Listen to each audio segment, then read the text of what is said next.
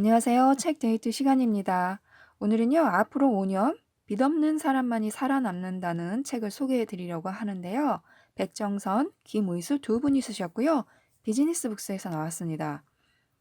지은이 백정선이란 분은요, 온라인 자산관리 플랫폼 핀토니 대표이사고요. EBS 60분 부모, MBC 경제매거진 M, KBS 아침마당, 무엇이든 물어보세요. SBS 체인지업, 가계부 등 다양한 프로그램에 출연하셨고요. 지인의 빚 보증을 잘못 써서 30억이 넘는 빚을 떠안았다가 8년 만에 모든 빚을 정리하면서요. 개인적 경험을 바탕으로 빚으로 고통받는 사람들을 도우면서 새로운 인생을 개척해 가고 계시다고 하네요. 또 지은이 김의수라는 분은요. 아버지 회사 부도로 25억 원의 빚을 진 개인 파산자가 되었다가요. 자산관리 영업을 거쳐서 지금은 재무상담사로 활동하고 계시는데요. 이분도 KBS 아침마당에서 돈 걱정 없애주는 7단계 재무 시스템을 소개해 주셨고요. EBS 60분 부모, MBC 경제 매거진 등에 출연을 하셨고 자산관리 강의와 세미나 등을 하고 계십니다. 이 두 분 모두가요, 엄청난 빚 때문에 삶을 마감할까 고민했었던 순간도 있었고요. 힘들게 빚을 갚으면서 빚 때문에 겪는 고통을 알기에 그 경험을 통해서 깨달은 것들을 알려주고 있는 책인데요. 빚을 규제하기보다 적극적으로 권하는 이 시대의 사회 구조적 모순과 또 열심히 사는데도 점점 불어나는 가계빚으로 힘든 이들을 위한 어떤 현실적인 부채 관리법과 경험에서 우러난 살아있는 조언을 해주기 위해서 이 책을 쓰셨다고 합니다. 실제로 이 책은 빚으로 시작해서 빚으로 끝나는데요. 빚이 얼마나 무서운지 알게 되는 책이었고 그것을 느낀다면 정말 당장에 내 씀씀이를 되돌아보고 자산 관리를 시작하지 않을까 싶습니다. 우선 대한민국의 현실 경제 체제에 대해서 얘기를 해주고 있는데요. 우리가 살아가면서 인생의 여러 재무적 이벤트를 해결하기 위해서 빚을 질 수밖에 없는 것이 현실인데요. 결혼하면서 전세집 구하면서 전세금과 월세를 올리면서 집 사면서 아이를 출산하고 교육시키면서 빚의 굴레에서 점점 벗어날 수 없게 된다는 거죠. 젊은 시기부터 자신의 욕구를 채우기 위해서 과감한 소비를 하고 이 소비를 위해 빚을 내고 투자를 잘못해서 감당할 수 없는 손실을 입기도 하는데요. 그럼 처음부터 빚을 지지 않으면 되지 않을까 하는 생각을 할 수 있잖아요. 빚지지 않는 가계 재무 구조를 만들면 될 텐데. 그런데 왜 안 될까요? 그래서 어떤 전략으로 빚지지 않을 수 있고 빚에서 탈출할 수 있을지 고민해 보자는 거죠. 또한 우리 사회가 빚지고 사는 게 정상인지 정상인 것처럼 빚을 적극적으로 권하고 있는 것은 아닌지 그래서 습관적으로 빚에 노출된 삶이 되어버린 것은 아닌지 생각할 기회를 갖자는 거예요. 우리나라 빚도 많아지고 개인들도 많아지고 대체 이 많은 빚들은 다 어디서 왔는지 이제는 냉정하게 살펴보는 것이 중요하다는 지적에 공감했습니다. 정말로 이 많은 빚들은 어디서 시작되었고 어떻게 시작되었고 왜 빚지고 사는 게 정상인 것처럼 느껴지게 되었을까 생각해 보자는 겁니다. 이 책은 총 4장으로 구성이 되어 있는데요. 제1장에서는요. 빚은 어쩌다 우리 삶을 필수가 되었나 빚 권하는 사회의 단면에 대해서 얘기하고 있습니다. 빚 없는 것이 비정상인 시대라는 거죠. 이건 뭐가 잘못됐죠. 그죠? 빚 없는 것이 왜 비정상으로 느껴지게 사람들을 만드는 것일까? 내 집인 것 같은데 사실은 은행 집인 거죠. 대출이 많기 때문에. 또 이자 그거 얼마 안 하는데 하고 쓰다 보니까 대출받아 쓰다 보니까 빚만 계속 많아지게 됐고 똑똑한 소비를 가장한 함정이 바로 빚이라는 거죠. 또 가계부채가 1350조, 부채 공화국인 대한민국의 현 주소를 좀 살펴보자. 왜 먹고만 살아도 빚이 1억이 되고 또 나이대별로 부채 시나리오가 다 짜져 있어요. 학교 다닐 때는 학교 다니면서 또 결혼해서 또 가정을 꾸리고 아이를 낳으면서 그러면서 어떻게 하다 보니까 체면이 곧 부채가 되는 사회가 되었고요. 부자는 부를 낳고 가난은 빚을 낳고 월급쟁이들도 부자가 될 수 없고 그러다 보니까 나중에는 부채를 가지고 폭탄 돌리기를 하면서 막고 있었다는 거죠. 여기저기 뚫려 있는 구멍을 막기 위해서 숨쉴 틈이 없는 거죠. 빨리 벗어나지 못하면 노후 파산은 시간 문제다. 이런 얘기를 해주고 있습니다. 2장에서는요, 나를 빚지게 만드는 것들을 파악하라. 그러면 부채를 청산해야 되잖아요. 부채 청산 1단계, 빚의 정체를 바로 보자.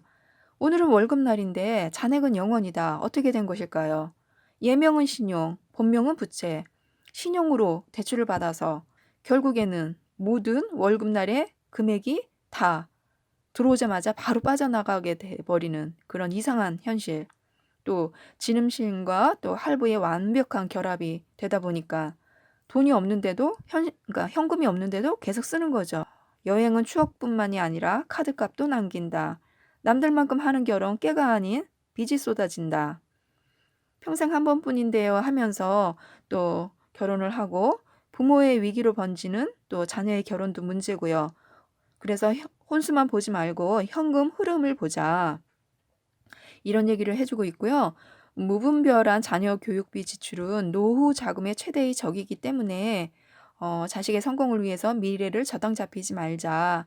대학이라는 것이 어떻게 보면 자식이 빈곤해지거나 부모가 더 빈곤해지거나 그런 현상을 낳고 있기 때문에 또 졸업하자마자 신용불량자가 되는 청년들도 많고요. 대학에 대한 고정관념도 이제는 바꿔야 한다는 거죠. 노후를 벼랑으로 내모는 또 그런 일들이 있죠. 퇴직을 하면서 뭐라도 해야지 하는 그런 심리적 부담감 때문에 창업을 했다가 또 빚만 지게 되는 경우도 있고요. 그래서 여러 가지로 또 굉장히 많은 것들을 생각하게 하는 2장이었는데요. 1장과 2장에서는 이처럼 빚을 지게 만드는 한국 사회의 구조적인 문제들과 또 부채 실태를 점검해 보자고 하고요. 빚이 있다면 그 원인을 파악하고 체질을 개선하면서 삶의 패턴을 변화시킨다면요, 얼마든지 극복이 가능하다고 합니다. 이분들이 경험자이기도 하고요. 지금까지 많은 사람들의 빚 정리를 도와주면서 그 가능성을 매일 목격했기 때문인데요. 그런 과정들을 자세히 소개하고 있습니다. 3장에서는요, 빚지는 습관을 개선하라. 부채 청산 2단계에 대해서 얘기를 하고 있습니다. 성격과 질에 따라 달라지는 출구 전략이라고 해서요. 정확한 빚 진단이 빚 치료의 첫 단계라고 합니다.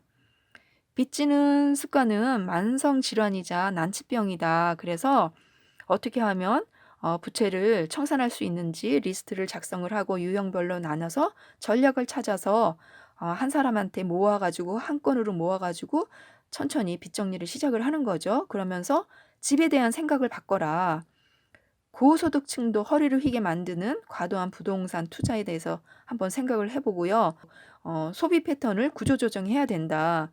부채를 가중시키는 게 뭐가 있을까요? 자동차 할부 이런 것도 있죠.